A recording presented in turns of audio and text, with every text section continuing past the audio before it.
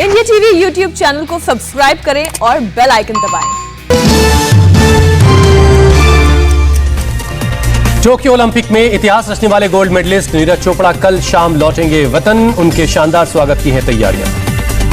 नीरज चोपड़ा की मम्मी बोली, नीरज के स्वागत में डीजे बैंड बाजा सब बजेगा, हमारे लिए दिवाली होली सब मनेगी। नीरज के पहुंचने से पहले शुरू हुआ जश्न, घर परिवार के लोगों ने नाच गाकर मनाया जश्न। इंडिया टीवी से बोले नीरज चोपड़ा के पिता, बेटे पर मुझे नाज है, देश और हमारा सपना पूरा किया, देश की दुआएं नीरज के साथ थी। टोक्यो ओलंपिक में भारत ने रचा इतिहास। ओलंपिक इतिहास में भारत ने अब तक के सबसे ज्यादा 7 मेडल जीते। टोक्यो ओलंपिक में भारत ने 1 गोल्ड, 2 सिल्वर और 4 ब्रॉन्ज मेडल अपने नाम किए। जैवलिन थ्रो में नीरज चोपड़ा ने साधा गोल्ड पर निशाना। 87.58 मीटर भाला फेंककर नीरज चोपड़ा ने जीता गोल्ड। ओलंपिक के ट्रैक एंड फील्ड में भारत ने पहली बार मेडल जीता है। गोल्डन बॉय नीरज चोपड़ा ने इंडिया टीवी से बातचीत में बताया कि लास्ट थ्रो के बाद ही उन्हें यकीन हो गया था, गोल्ड पक्का हो गया। नीरज ने एक और बड़ी बात बताई। उन्होंने कहा कि घर में स्पोर्ट्स का कोई बैकग्राउंड नहीं था, वो परिवार के पहले एथलीट हैं। ये इत्तेफाक था कि वो जेवलिन थ्रो करने लगे। आज ओलंपिक में गोल्ड मेडल जीत चुके हैं। मेडल जीतने के बाद बोले नीरज, ये जीत मेरे और मेरे देश के लिए गर्व का पल, मुझे सबका साथ मिला। नीरज ने सरकार और फेडरेशन को शुक्रिया अदा किया। मैंने मिल्खा सिंह के सपने को पूरा किया। इंडिया में बहुत टैलेंट, अब ज्यादा एथलीट निकलेंगे। नीरज चोपड़ा ओलंपिक्स में इंडिविजुअल गोल्ड मेडल दिलाने वाले सिर्फ दूसरे खिलाड़ी। 2008 में बीजिंग ओलंपिक्स में अभिनव बिंद्रा ने शूटिंग में भारत के लिए जीता था गोल्ड मेडल। पीएम मोदी ने नीरज चोपड़ा से बात कर गोल्ड मेडल जीतने पर बधाई दी। कहा, अपने देश का नाम रोशन किया। नीरज चोपड़ा की शान में इंडिया टीवी के editor in chief Rajat Sharma ने दोहराई वाहिद अली वाहिद की पंक्तियां। लिखा, कब तक बोझ संभाला जाए, द्वंद कहां तक पाला जाए, तू भी है राणा का वंशज, फेंक जहां तक भाला जाए। Information broadcasting minister Anurag Thakur से मिले एनबीए के सदस्य। इंडिया टीवी के एडिटर इन चीफ और एनबीए के प्रेसिडेंट रजत शर्मा की अगुवाई में मेंबर्स ने की अनुराग ठाकुर से मुलाकात। कोरोना संकट में ब्रॉडकास्टिंग इंडस्ट्री की चुनौतियों और चिंता पर आईबी मिनिस्टर के साथ हुई चर्चा। नीरज चोपड़ा की जीत के बाद लगी इनामों की झड़ी। 6 करोड़ का इनाम देगी हरियाणा सरकार। सीएम मनोहर लाल खट्टर ने बहुत बड़ी उपलब्धि बताया। नीरज चोपड़ा को पंजाब सरकार देगी 2 करोड़ का इनाम। सीएम अमरिंदर सिंह ने किया ऐलान। मणिपुर सरकार भी देगी नीरज चोपड़ा को 1 करोड़ का इनाम। सीएम बीरेन्द्र सिंह ने किया ऐलान। मध्य प्रदेश के मुख्यमंत्री शिवराज सिंह चौहान ने भी नीरज को बधाई दी। ओलंपिक खेलने वाली महिला हॉकी टीम के हर एक खिलाड़ी के लिए 31 लाख रुपए का इनाम का ऐलान किया। बीसीसीआई का भी बड़ा ऐलान। टोक्यो में गोल्ड जीतने वाले नीरज चोपड़ा को देगी 1 करोड़ का ऐलान। बीसीसीआई ने की घोषणा, सिल्वर मेडलिस्ट मीराबाई चानू और रवि दहिया को 50-50 लाख रुपए का मिलेगा इनाम। BCCI bronze medalist PV Sindhu, Lovlina और बजरंग पुनिया को भी 25-25 लाख रुपए देगी। पुरुष हॉकी टीम को 1.25 करोड़ रुपए मिलेंगे। पहलवान बजरंग पुनिया ने कांस्य पदक के मुकाबले में दर्ज की जीत। 65 किलोग्राम भार वर्ग में मेडल जीता। बजरंग पुनिया ने कजाकिस्तान के रेसलर को 8-0 से हराया। पीएम मोदी ने कॉल कर दी बधाई। कहा, बजरंग की मेहनत से मिला मेडल। मेडल जीतने के बाद बजरंग पुनिया बोले, 4 ओलंपिक से कुश्ती ने लगातार मेडल दिए। 2024 में भी कुश्ती में 3-4 मेडल जरूर आएंगे। बजरंग पुनिया बोले, देश में खेल विश्वविद्यालय बनेंगे तो हम और मेडल जीतेंगे। पुनिया ने कहा, स्कूलों में खिलाड़ियों का मार्गदर्शन करने की ज्यादा जरूरत। बजरंग पुनिया की भी देश वापसी पर खास वेलकम की तैयारी। हरियाणा के शेर का होगा जबरदस्त स्वागत। ओलंपिक पर कांग्रेस ने शुरू की सियासत। पी चिदंबरम बोले, सेंट्रल विस्टा जैसे प्रोजेक्ट के फंड में सरकार करे कटौती, पैसे से करे अगले ओलंपिक के लिए खिलाड़ी तैयार। चिदंबरम ने कहा, 2024, 2028 और 2032 ओलंपिक के लिए सरकार को अभी से तैयारी शुरू कर देनी चाहिए। आगरा में जेपी नड्डा और सीएम योगी आदित्यनाथ पार्टी पदाधिकारियों के साथ संगठनात्मक बैठक में हुए शामिल। साथ में राधा मोहन सिंह, स्वतंत्र देव सिंह भी शामिल। बैठक में नड्डा और योगी ने बीजेपी नेताओं को बताया कि 2022 में जीत का रोड मैप क्या होगा और यूपी चुनाव में बीजेपी की स्ट्रेटेजी क्या होगी। आगरा में आज दोपहर 3 बजे जेपी नड्डा कोरोना वॉरियर सम्मेलन को करेंगे संबोधित। कोरोना काल में अपनी जान पर खेलकर सेवा करने वाले डॉक्टर्स को किया जाएगा सम्मानित। 9 अगस्त से बीजेपी शुरू करेगी यूपी में मेगा अभियान। संगठन को और मजबूत करने के लिए 100 से ज्यादा प्रोग्राम किए जाएंगे। अगले साल 26 जनवरी तक चलेगा यह अभियान। मुरादाबाद में बीएसपी के ब्राह्मण सम्मेलन में सतीश चंद्र मिश्रा का एसपी और बीजेपी पर अटैक। कहा, दोनों के राज में ब्राह्मणों का उत्पीड़न हुआ, हमारी पार्टी आपके साथ। अखिलेश यादव के फेक न्यूज वाले बयान पर बीजेपी का पलटवार। मुख्तार अब्बास नकवी बोले, हेट न्यूज वाले फेक न्यूज की बात करें तो मजाक लगता है। यूपी के चुनावी जंग में एआईएमआईएम ने ट्वीट कर मचाई हलचल। लिखा, हम उत्तर प्रदेश पॉलिटिक्स में अपना शेयर चाहते हैं और हम ये लेकर रहेंगे। मध्य प्रदेश असेंबली के स्पीकर गिरीश गौतम ने मानसून सत्र से पहले बुलाई सर्वदलीय बैठक। सीएम शिवराज सिंह चौहान और पूर्व मुख्यमंत्री कमलनाथ हुए बैठक में शामिल। बैठक के बाद शिवराज सिंह चौहान बोले, विधानसभा सुचारू रूप से चले इसके लिए स्पीकर ने बुलाई सर्वदलीय बैठक। टेररिस्ट ग्रुप अल कायदा की दिल्ली को दहलाने की साजिश। दिल्ली के इंदिरा गांधी इंटरनेशनल एयरपोर्ट को बम से उड़ाने की धमकी दी। दिल्ली पुलिस को मिला धमकी भरा ईमेल में आतंकियों के सिंगापुर से आने की दी गई खबर। एयरपोर्ट ऑपरेशंस कंट्रोल सेंटर को किया गया सूचित। एसओपी के तहत सभी सुरक्षा संचालन नियंत्रण केंद्र ने सभी संबंधित एजेंसीज को खबर दी और कर्मचारियों को सतर्क रहने के लिए कहा गया। धमकी मिलने के बाद एयरपोर्ट के सभी टर्मिनल पर एंटी सबोटाज चेक किया गया। प्रवेश नाकों पर वाहनों की जांच और गश्त भी तेज कर दी गई। टेरर फंडिंग को लेकर जम्मू कश्मीर में एनआईए सबसे बड़ा ऑपरेशन कर रही है। श्रीनगर, रामबन, अनंतनाग समेत कई जगहों पर घाटी के सियासी दलों के दफ्तरों पर छापेमारी। एनआईए की सीआरपीएफ के साथ मिलकर 40 से ज्यादा जगहों पर छापेमारी। एनआईए की रेड बैन किए गए संगठन जमात इस्लामी से कनेक्शन रखने वालों के ठिकानों पर हो रही। टेरर फंडिंग केस में आज छापेमारी शुरू करने से पहले एनआईए ने दर्ज किया नया केस। एनआईए के टारगेट पर फलाह आम ट्रस्ट भी है। इसी ट्रस्ट के नौगाम वाले दफ्तर पर भी पड़ी है रेड। सीमा सुरक्षा को लेकर बड़ा कदम। लद्दाख के नेओमा में तैनात जवानों को दी गई अमेरिकन राइफल और स्विस MP9 पिस्टल। भारत ने चीन सीमा पर तैनात सैनिकों के लिए दिया था 75,000 राइफल्स का ऑर्डर। अमेरिकी कंपनी SIG सौर से हुआ था 780 करोड़ रुपए का करार।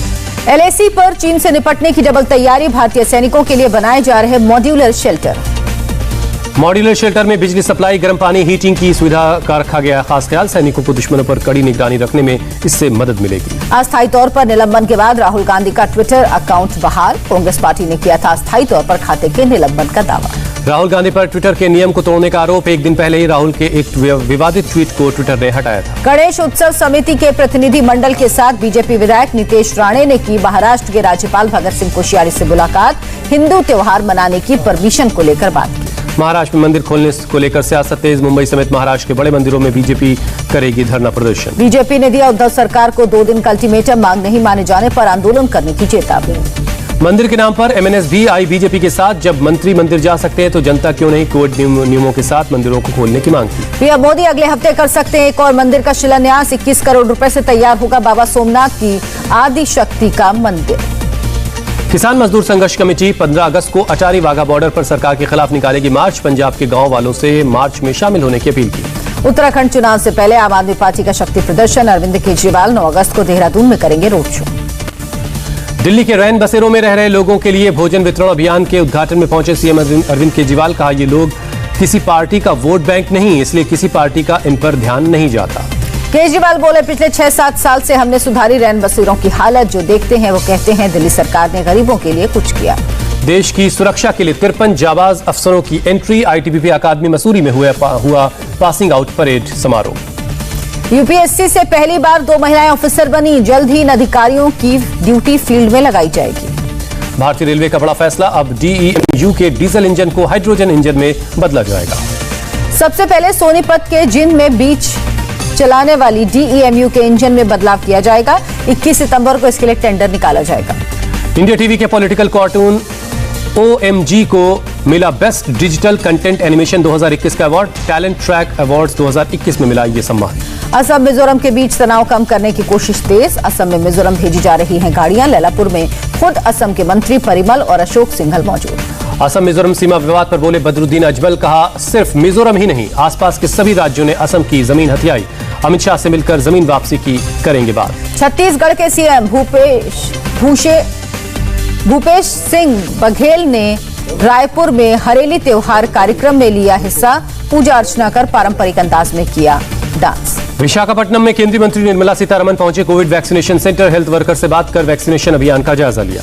फ्रंटलाइन वर्कर्स और कोरोना वॉरियर्स पर हरियाणा के गृह मंत्री अनिल विज ने कहा, अगर तीसरी लहर आती है तो फ्रंटलाइन वर्कर्स और कोरोना वॉरियर्स का फुल प्रोटेक्शन होगा। मुंबई की बोरीवली सब्जी मंडी में कोरोना नियमों की धज्जियां उड़ी। बिना मास्क के घूमते नजर आए लोग। सोशल डिस्टेंसिंग नाम की चीज भी नजर नहीं आई। 50 करोड़ से ज्यादा लोगों को अब तक लगाई गई कोरोना की वैक्सीन। 8.3% लोगों को लगी वैक्सीन की दोनों डोज। दिल्ली NCR में हुई झमाझम बारिश। मौसम हुआ सुहाना।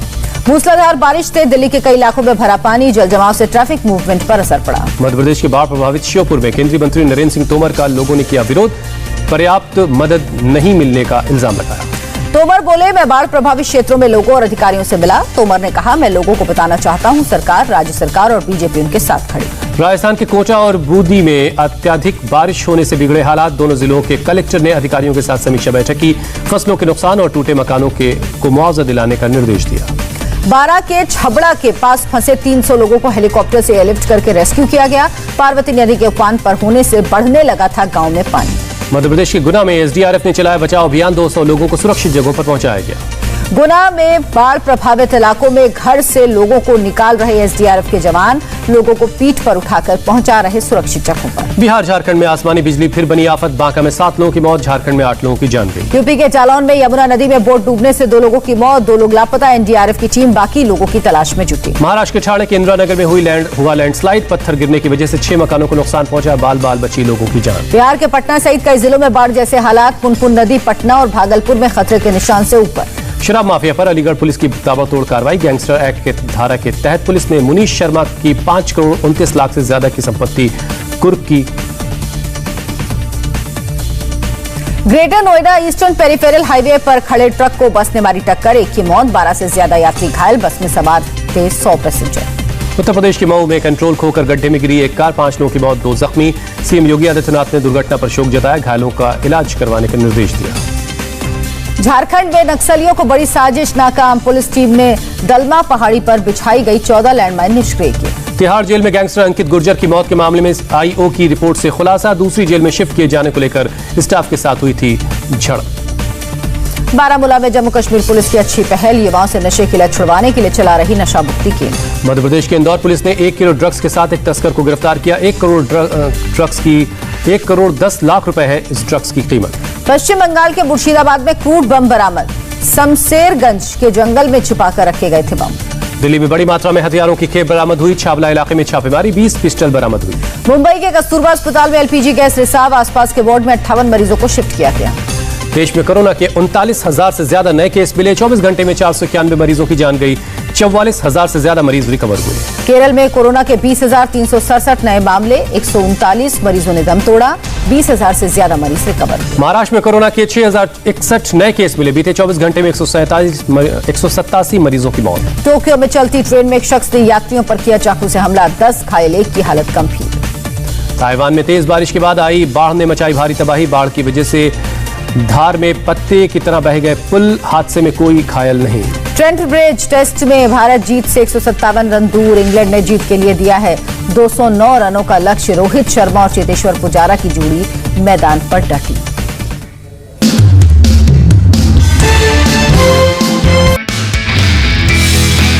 नमस्ते, मैं हूं मीनाक्षी जोशी। वीडियो और खबरों से अपडेट रहने के लिए India TV YouTube channel subscribe करें। बेल आइकन दबाना ना भूलें। जुड़े रहें इंडिया टीवी के साथ।